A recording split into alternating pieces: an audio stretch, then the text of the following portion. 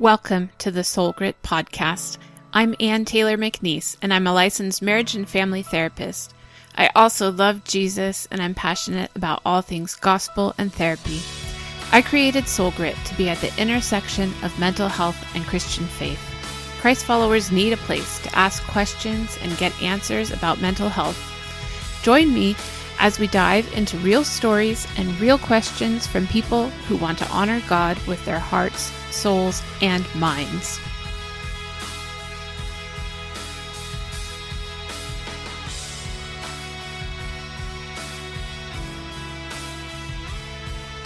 Hello, welcome back to the Soul Grit podcast. This is Ann, and I'm here today with Rick Capriola, who is a licensed addiction counselor out of Texas. Hello, Rick.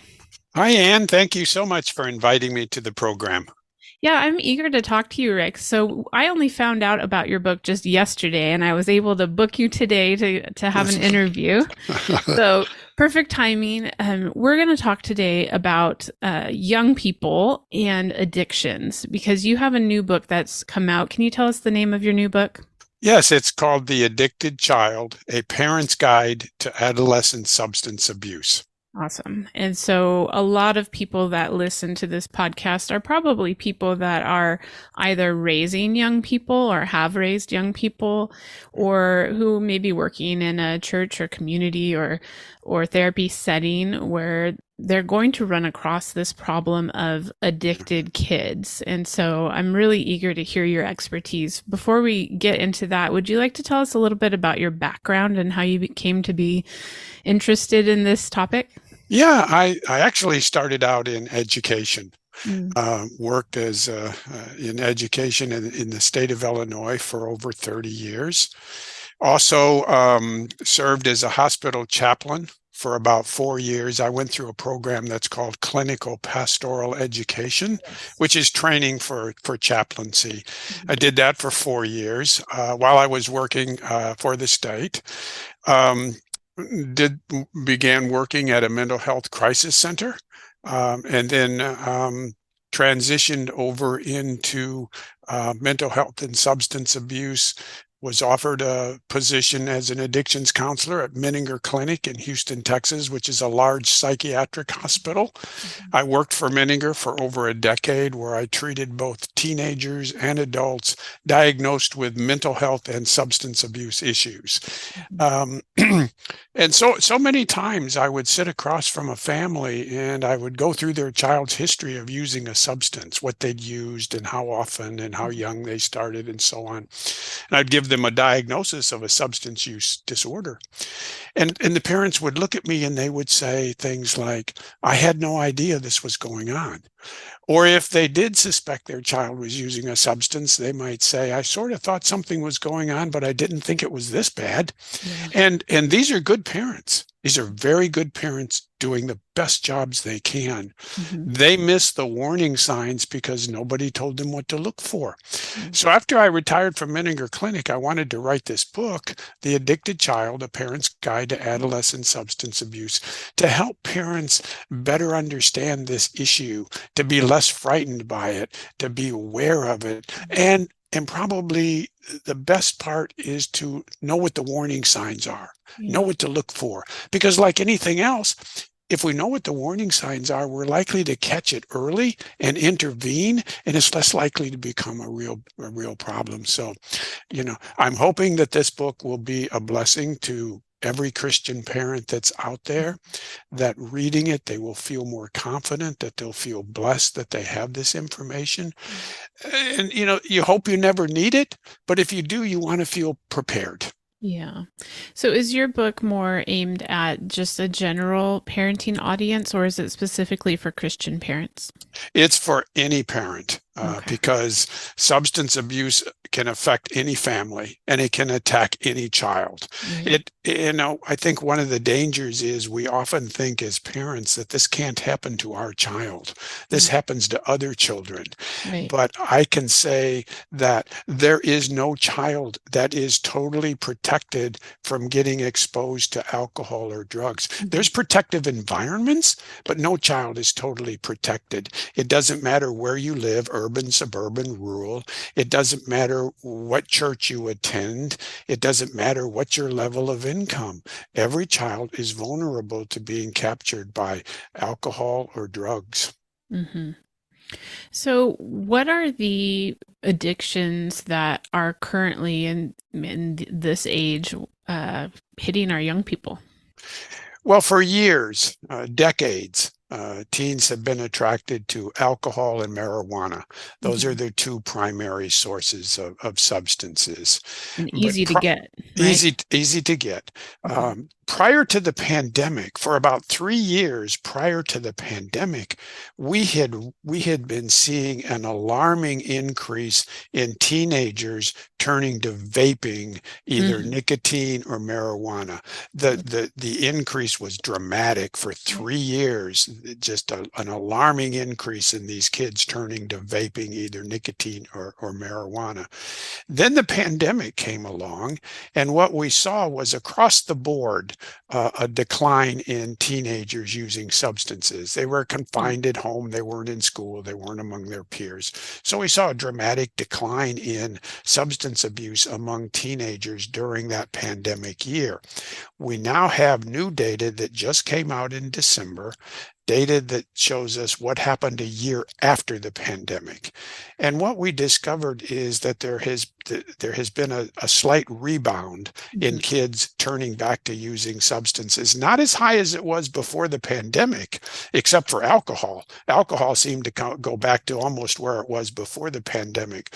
But drugs like marijuana and vaping and some of these other drugs, we see a slight rebound. Now it'll take a few more years of data to see if it's going to get back to the pre-pandemic level. But we did see a rebound in kids turning back to substances after the pandemic. Can you talk about why vaping is so alluring for young people? Well, they've turned to vaping because it's easily obtainable. It's an easier way for them to get nicotine in marijuana, although they're getting higher concentrations of Right. nicotine by vaping. It's easily concealable. Many parents probably don't even know what a vaping pen looks like. Mm. They can keep it in their pocket. They can take it to school. They can use it in school. They go to the boys' room or the girls' room. They pull out their vaping pen and they take a couple of puffs of it, and then they go back to class. So it's very difficult for teachers and for parents, to recognize. But it is alarming the number of kids that are turning to vaping, Mhm. both nicotine and marijuana. Now, cigarette smoking is at an all-time low, but Mhm. what's happened is kids are getting their nicotine through vaping rather than through cigarettes. Yeah. It's like we've learned that cigarette smoking is bad, but this, for some reason, seems like a safer alternative when it's really not. It really isn't, because when you're vaping, you're obviously putting these chemicals into your drug and into your brain. And what parents need to understand is that the teenage brain is in the process of maturing and developing. Our brains don't get fully developed until around age 24 or 25. So when you start putting a substance, any type of an illicit substance into your body, it's going to hit your brain and has the potential of doing some real damage there. Hmm.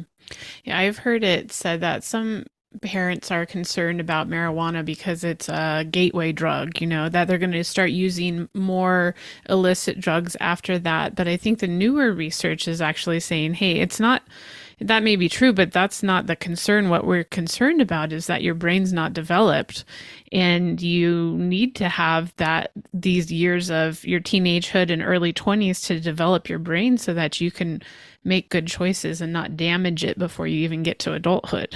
That's right. It's not so much the danger of it turning into a gateway drug. That's always a possibility. But I would be more concerned as a parent about its potential effect on my child's brain. Mm. When I was at Menninger Clinic, I worked with a number of teenagers that were smoking a lot of marijuana, often multiple times a day. Yeah.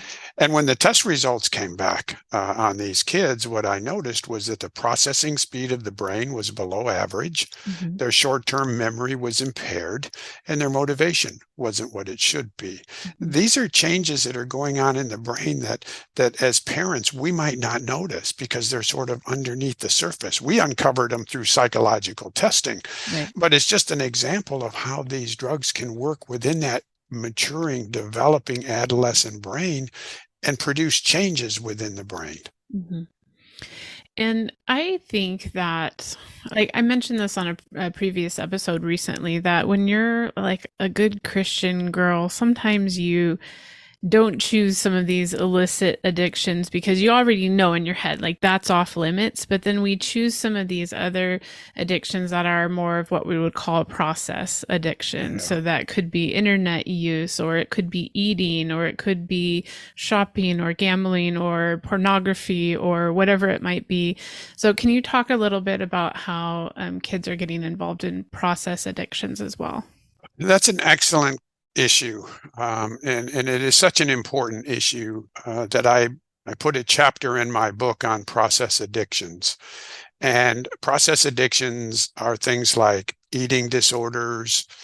They might be self-injury, because eating disorders and self-injury sometimes, not always, but sometimes accompany a child using a substance.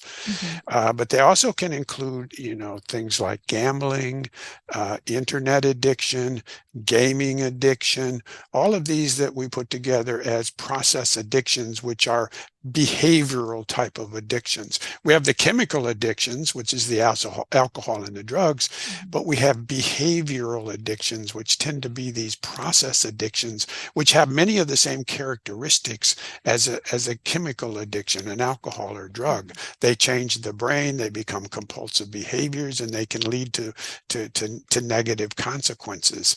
But like alcohol and drugs, many times parents don't know the warning signs of what to look for a child that might be developing an eating disorder or self-harming themselves. Hmm. So it's important that parents be aware of what those warning signs are as well, and that's why I put them in my book. Yeah. Would you mind running through some of those really quickly with us? Well, for eating disorders, you may have a child that's restricting their food or maybe overeating a lot. You might see a lot of fluctuation in weight gain and weight loss. You might have a child who spending a lot of time in the bathroom, perhaps purging. For cutting, that's a difficult one for parents because kids can hide where they're self-injuring themselves. And self-injury comes in multiple forms. It might be somebody who is hitting themselves, banging their head, or cutting themselves. And if they're cutting themselves, they're going to do it in places that are not readily observable, even Right. to parents. They might do it, in ways that their clothing can hide. Hmm. But some of the signs are you might notice, some blood on their clothing, some blood on maybe their shirts and things like that. Or if it's a very hot day outside, what are they doing? They're wearing clothes that's more appropriate for the fall or the winter. So those are just little subtle things that often, parents, miss. Yeah. And for other, I think I'm trying to think in my circle, what I would be most likely to hear would be a child that's has more of like a gaming or a internet addiction. So Yeah. how can a parent know if my son just likes to play video games, or my son is playing video games or is on the internet to the extent that this is impairing his functioning in life? Well, that's the key right there. If Mhm. it's impairing their function in life, if it's having negative consequences, there's nothing wrong with a child getting on and playing video games. That's entertaining. But like anything else, it can be compulsive and it can be destructive. So if you start to notice that as a result of your child playing video games, that their behavior changes, their grades are slipping, they're staying up beyond reasonable times, they're playing at 1 or 2 o'clock in the morning, then it's become potentially a very problematic area that you need to intervene on. Mhm. So what should parents do when they start picking up on some of these warning signs? Well, I think the first thing they do is have a conversation with their child. And by that, I mean, don't punish the child, don't threaten the child. You want to come at this conversation with an inquiring point of view, and you want to keep the focus on you. So, for example, if you're concerned that your child might be smoking marijuana, you want to approach this discussion by simply starting out and letting your child know that you suspect they might be using a drug, they might be smoking marijuana, and that you're frightened by that. You're concerned about that. Can you help me understand why I'm so frightened by this? So the focus is on you and your feelings, but you're talking to the child about the issue from your perspective, your point of view, and seeing if the child will respond to that. Now, that's a discussion that's likely to go one of two ways. It's either going to blow up and the child's going to become angry and defensive, or it might go the other way and you learn some things. But regardless of how those conversations go, if you're still concerned as a parent, you want to move to the next step and get the assessments done that I recommend in my book so that you can get the professionals to assess whether there's a problem or not. And if there is a problem, what's the treatment plan? What's the best thing to do to move forward? Yeah. So would you recommend that parents first go, after they've had that conversation and they're still concerned, would they go to their physician or a general therapist or specifically to a substance abuse counselor? Or what's their next step? I would recommend that the first thing they should do is talk to the school counselor, the school social worker, or the school psychologist. Many of them can do some of these preliminary assessments for you. If not, they can recommend professionals in the community that can do some of these assessments. And I have a chapter that sort of guides parents in terms of what assessments should you get done.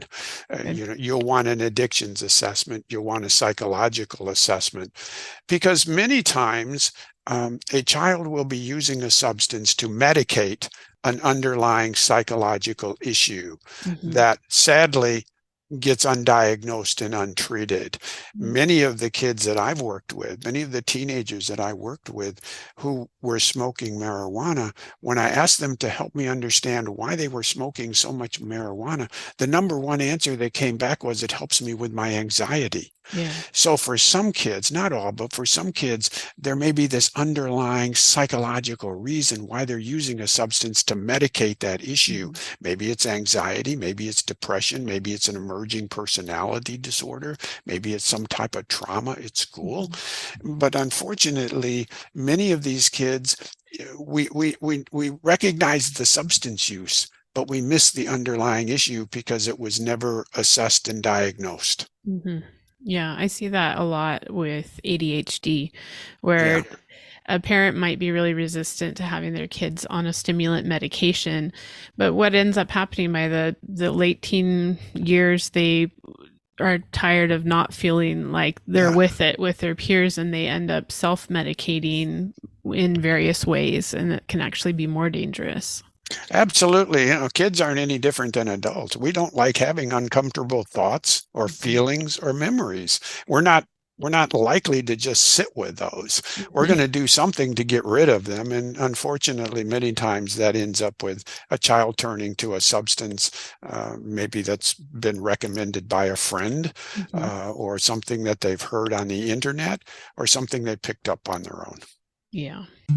If you've listened to the Soul Grit podcast for even one episode, you know my guests and I believe that when we integrate the power of God with the wisdom of modern psychology, we get supercharged healing, change, and growth in counseling. As a Christian therapist, however, I realize that there are many practitioners out there who are personally Christians but don't know how to integrate their faith into their counseling practices. That's why I created the e-course, Faith Integration for Therapists. In this premium 5-module course, therapists who love Jesus will learn everything from understanding their calling, to marketing their practices to Christians, to adapting evidence-based interventions to honor our faith.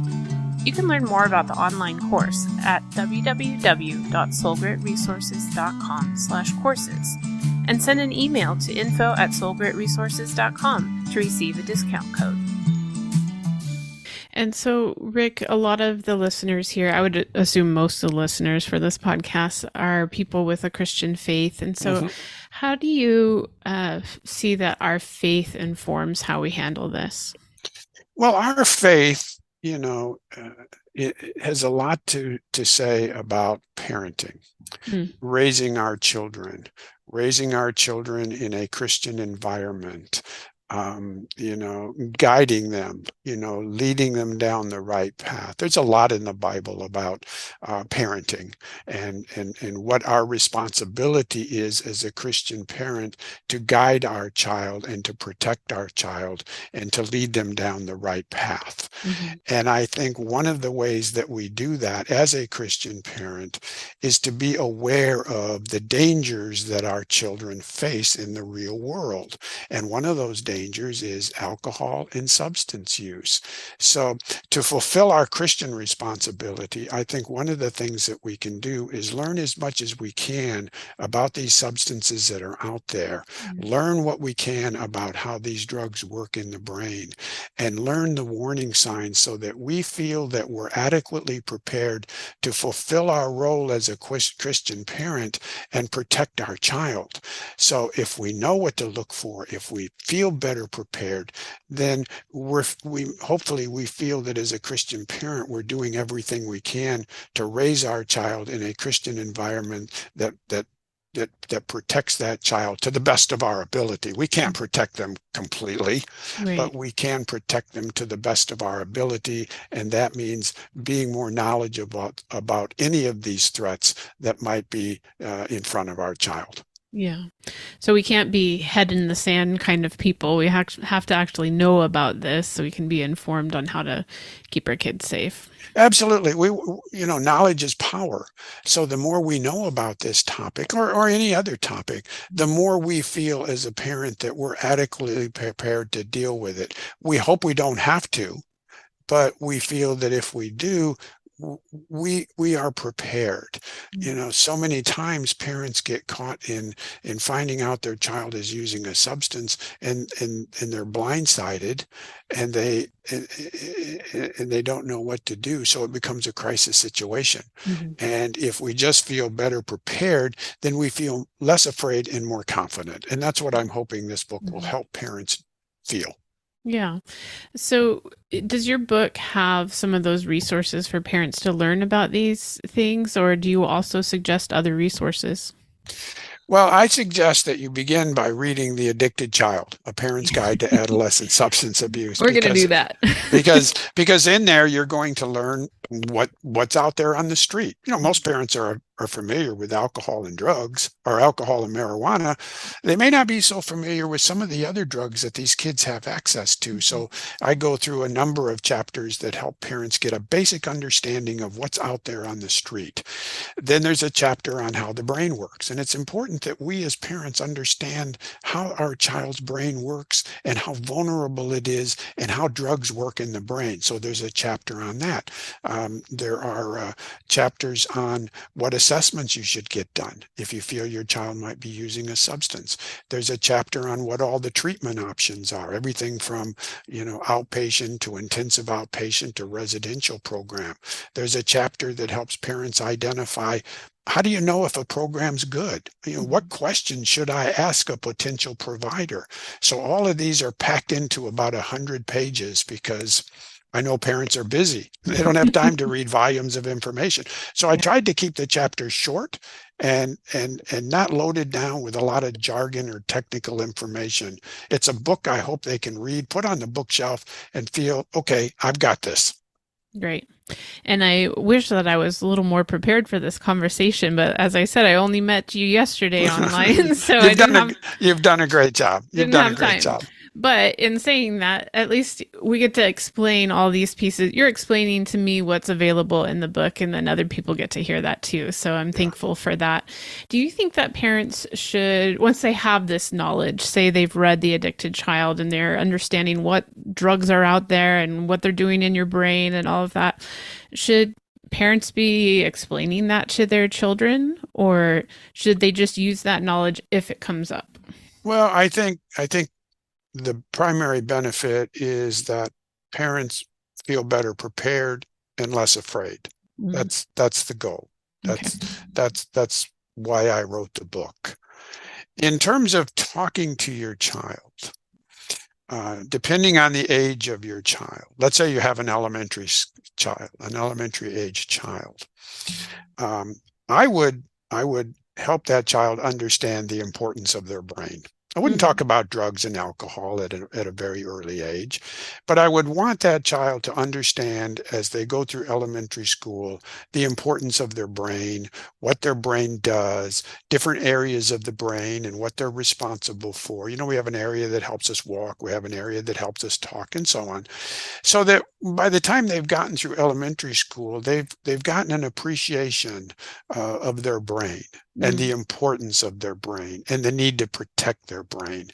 Then as they get in middle school and high school, I think you can start to introduce the idea of how these drugs work in the brain so that they can see that these drugs can do damage to the brain. So you start by educating them about the importance of the brain and Yeah. protecting it, and then you introduce the drugs. Okay. I can tell you that with the teenagers that I've worked with, it doesn't do any good to tell them drugs are illegal. Right. Doesn't do any good to tell them that drugs are bad or that they're not going to graduate or their grades may go down, because they don't believe any of that. But what they do care about and what they're interested in is the science, is the Yeah. neuroscience, understanding their brain. Yeah. The other thing that I would say to parents is the surveys that we have seen over the years tell us two things. Number one, these drugs are readily available to kids and they know it.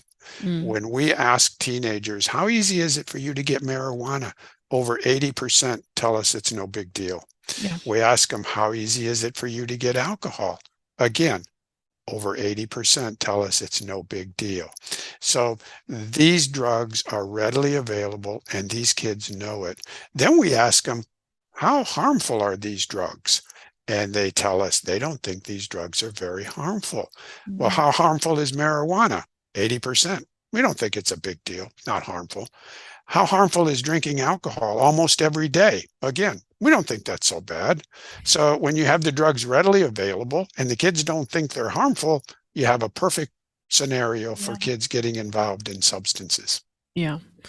I feel like it might be really similar to how we can talk to our kids about sex or even about pornography, is that for a long time as Christians, we've just heard, don't do it, it's a sin, it's bad, just stay away from it. But what we're learning in more recent years is, like, if you use pornography, this is what happens to your brain. This is what happens to future relationships and things like that. And so it's a little bit easier for us to talk about it, even with people who are not believers, because we can say, hey, look, it's not going to be good for you. Just take away the sin part. It's just not going to be good for you.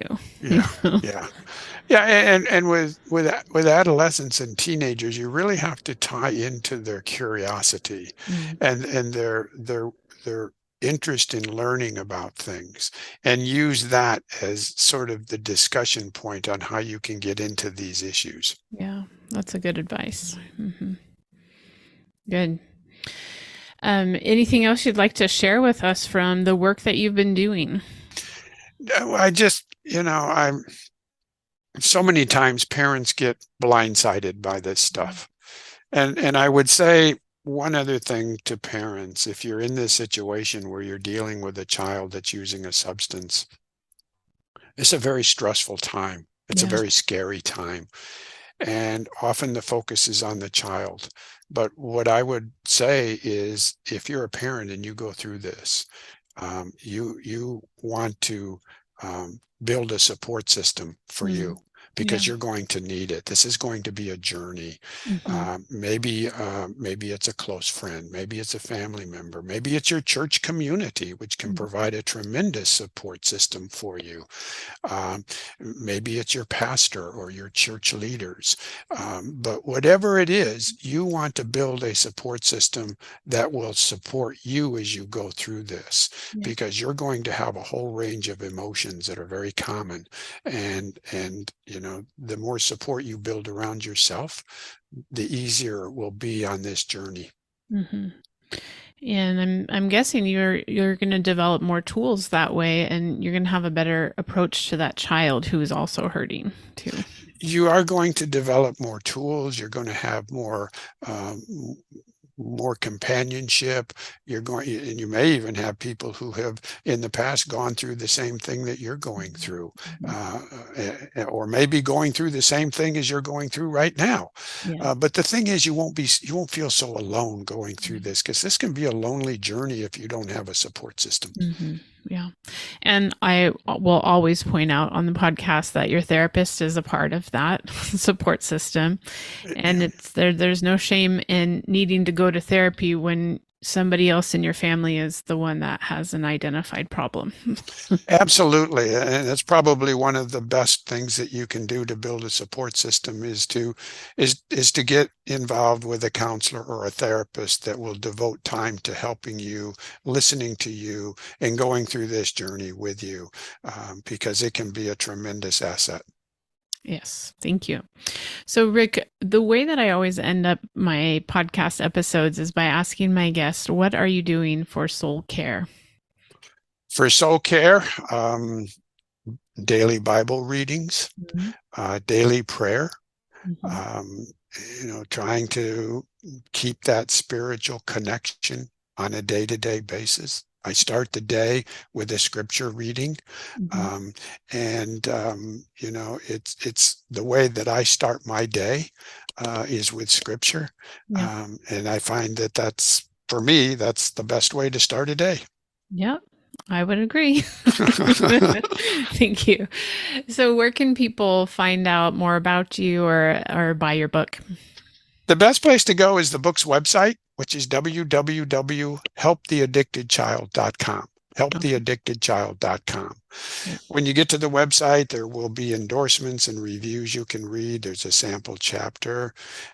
There's also a parent workbook that I put together that I would encourage parents to get. And I think the parent workbook is best used in consultation with a counselor or a therapist, where you can work the exercises and then go to the counselor or the therapist and get feedback on what you've written into the workbook.